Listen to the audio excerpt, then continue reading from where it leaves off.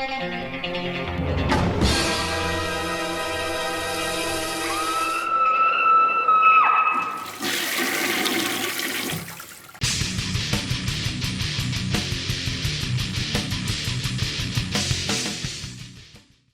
up? Thralls Metal here once again. I'm Necrotic Nick, and I got an album review for you. Once again, this is another one that is brought to us courtesy of Screaming Toilet.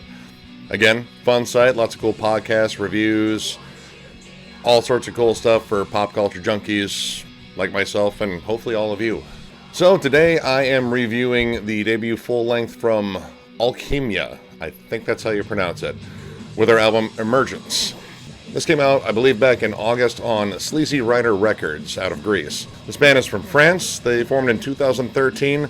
It's technically a reformation of a band the core members had back in 2008 called 4 Century, with a 4 and then Century.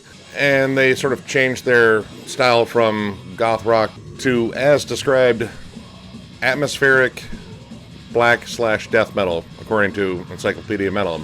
Now, right away, as soon as I started playing this, I kind of thought that description wasn't necessarily the most accurate one. It opens up with a very simple, strummed, almost kind of nu metal riff with keyboards layered over it, which sound, well, very cheesy.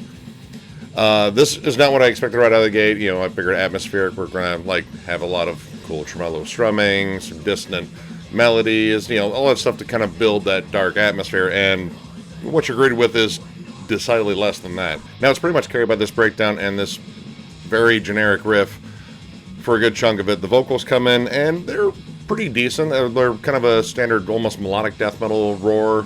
Some deeper moments in there. I think a good comparison is Cataclysm as far as the vocal style for the male vocalist on this and guitarist. This is a 3-minute track, and it feels like kind of a long intro song that doesn't necessarily feel complete. There are 2 parts to it. The opening breakdown, which really gets stagnant really quickly, and then into the part that actually sounds a bit like black metal. But unfortunately, it feels very generic, and the keys really don't add much to it, and that's going to be an ongoing theme, unfortunately, for this album. Now, the second track, The Fateful Path, we get to hear the female vocalist on this. Now, if you looked at a picture of this band on their profile, which is probably up and to my left right now, if you had to guess who fronted this band, who do you think it would be? Obviously, you think it was probably the woman, since she's out front. She is pretty much on just about half of this album, maybe a little bit more. And she is pretty much relegated to mostly choruses and smaller bits here and there. And unfortunately, her vocals are kind of bad. They're very flat, sometimes they're out of key, and the production on this does not help. The production on this album is pretty bad. It wasn't mixed very well, that's for sure. There are moments where the lead guitars will disappear in lead melodies, like not necessarily solos. The solos seem to come up in the mix, but I really had to put my ear to the speaker and hear these melodies being played over the rhythm section because they just got buried in the mix. But don't worry, the keyboards are way out in front and inescapable, and they are on there all the time. And unfortunately, they're pretty much like kind of a one-note thing. They keep with this kind of wispy gothic feel, and at this point I was like, this is maybe more melodic death metal meets goth rock. There really aren't elements of black metal on here. It's very, very sparingly used. But yes, with the female vocals, they try to work the Beauty and Beast dynamic here, much like a band like Leaves' Eyes or Atrocity, which those bands are closely related. But it doesn't work because you want your cleans to actually sort of bring this giant epic moment, and they fall really flat on here. The guys' growls are pretty decent, but it just doesn't have this memorable moment, and mostly you're remembering it because it's kind of cringeworthy. Like, these choruses really fall flat, these verses seem, just kind of thrown in there, and this is pretty much how it goes this entire album. It really doesn't have a lot of variety on here. They kind of stick to the sound. Now, there are moments on this album that I think the music is actually kind of decent, but the mix overall did not help. It's hard to pick out these melodies. and such, and these memorable moments when you're kind of cringing at the really, really bad guitar tone. It sounds very thin and very dirty. It doesn't have a good, nice crunch to it. It just sounds not like DIY, nice gritty tone, but just poorly recorded. And there's a lot of repetition and a lot of parts here. Generally, repetition is good, especially if you have a good moment. You want to remember these parts. But across the board, a lot of the repetition and parts that are just kind of there. They're kind of just bland, and unfortunately, it just doesn't grab you. So one of the few tracks I thought they actually had some really good moments was No More Lies. The intro actually felt very close to Opeth's Ghost of Perdition. Fortunately, the rest of the song was nowhere near that level, but there were some interesting melodies they threw in there. You know, like a good crawling riff and a nice galloping blast beat to open up. But this is where I started to realize the keys are literally on everything, and they're playing essentially the same sort of tone the entire time. Like, they really don't venture out and try some different effects on this keyboard. It's just this background sort of wash, and it's literally on every single moment on this album. The keys are inescapable. So if you're a big fan of synths, you might like that. I am kind of hit or miss, and this one was a big miss because there were just moments there that did not call for them. They really didn't need them. You could have given the guitars and drums and bass, everything else time to breathe, but nope, you kind of just held it like a pillow over the entire band, like, you will fucking enjoy this. And I couldn't do it. Now, I thought an interesting song on here was Earth Dance. It's an instrumental, and it actually kind of brings in a lot of folkier elements. You know, it starts off actually as a pretty decent folk metal song. Definitely kind of reminded me of a band like Kalma. But then it kind of just goes far too towards the folk side of the spectrum rather than the metal side, and it just kind of comes off as metal river dance, and just really, really lost me on there. The overall sound of this kind of just leaned towards melodic death, but a very, very generic one, really. Another track I could bring up is Blinded Soul. This one is a little bit more balladish, and this is where the female vocalist seems to take a more predominant part of this in terms of the vocals.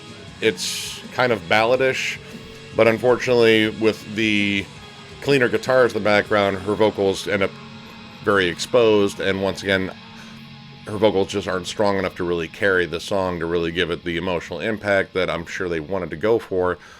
It just ended up really missing it once again. And of course, the keys were all over the place, so it was just sort of layered in not good.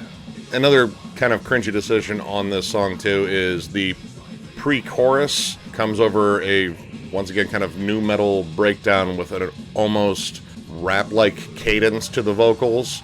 It doesn't come off as like, you know, like a quick-fire death metal cadence or anything like that. Nothing like, you know, Corpse Grind or anything. It just sounds actually very rapped, and the groove on it is, well, it's very nu metal, and it just comes off as just kind of cringy. You went from one part that really wasn't doing well as far as ballads, and then you go to another part that's not doing that well in terms of that sound, and it does have a pretty decent solo on it, and the solos are okay on this. They range from okay to like, I don't really want to dog this band just because I just don't want to dog bands. It's, you know, not me. But I can't not tell you that this album is a rough listen, and it was a chore to get through. Now, something that might have had some saving graces on here was New Era. This one actually opened up pretty strong. It did sound kind of generic, but it was actually pretty good. They had actually some memorable riffs on there, and it actually was like, all right, maybe there is something salvageable on this album that, you know, wasn't absolutely cringeworthy. And then the bridge comes. Around 4 minutes and 30 seconds, you get this guitar part that sounds like someone was trying to recreate the noises from an Atari game, or like just playing Pong, because it just goes doot, doot, doot, doot. It drove me nuts because this was like, I guess, their idea of a proggy moment here, and it consists of a guy playing two notes and then occasionally getting a riff from the other guitarist that sounds kind of folky, it absolutely derails the song. Tries to bring it back with some vocal harmonies with a female vocalist, which those actually sounded a little bit better, but still not great. But it just completely derailed it. Now, the last track on here was one called Sehnsucht, which I thought was going to be a Rammstein cover. I was pretty much ready for that, and I was wrong. It was another folk metal song that just seemed just tacked on there. And while I think the folk metal song Earth Dance was one of the stronger moments on here, it still wasn't that great. This one was just also there too. Like, it just felt like it was tacked on the end. It was a bonus track, so yeah, definitely kind of tacked on. And it just came off as like Diet Fin Troll or something like that. This album really lacks an identity across the board. It doesn't sound like this band knows exactly what they want to be, whether they want to be a goth rock band, whether they want to be a melodic death metal band, whether they want to bring in black metal elements. The only thing they seem certain on is they want to have keyboards in every single moment and a two vocalist dynamic, but you know, that also needs a lot of work too. This was a truly rough listen. So I am going to give this album 1.5 stars. That is the lowest rating I have ever given out. I don't want to dog the band. I'm sure they're nice people, you know, and you know, this is their first album. They're still kind of finding their way, but this is just rough. It really is. This was a hard one to listen to. Quite possibly one of the worst albums I've listened to this year. I'm you know, sorry, but I can't really say much good about this. Maybe they'll get better along the way. Maybe they'll actually kind of hone their craft along the way. You know, I'd be curious to see where they go from here. I think honestly the only way is up, at least from my standpoint. Just my opinion on this one. I mean, check it out. You know, I encourage everyone to form their own opinions, but yeah, just kind of be prepared. So, if you like the review, give it a thumbs up, and if you're new to the channel, subscribe, because we do shit like this all the time. More reviews coming. Catch you guys later.